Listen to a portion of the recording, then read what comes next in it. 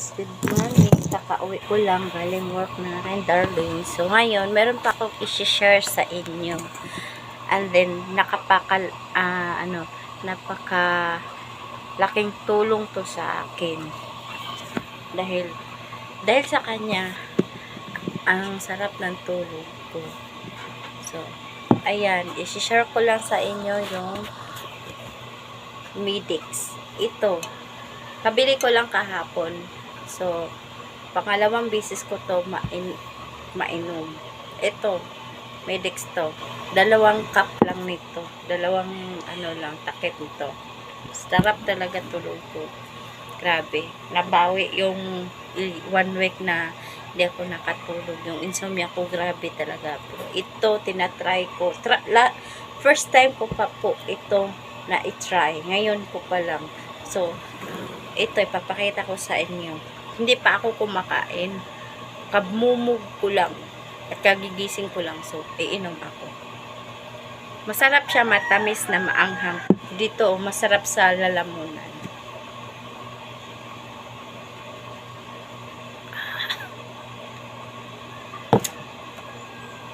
Sarap, patamis na maanghang. Para siyang snowbird. Laking tulong to sa akin. Sabi ko subukan ko talaga itong Medix. Kasi may nagsabi sa akin na talaga daw to, epektibo daw to. Herbal po to siya. So, daming nagsabi sa akin na epektibo daw ito at saka hindi daw to kasi herbal lang naman to. Ayan.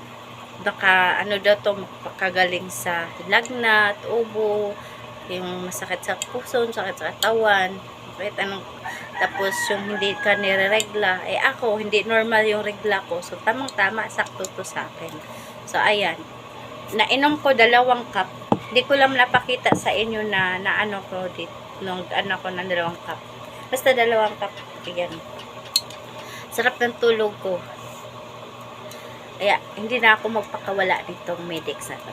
Laking tulong to sa akin. Ayun lang, yun lang, share ko lang sa inyo. Bye! Good morning. I love you all.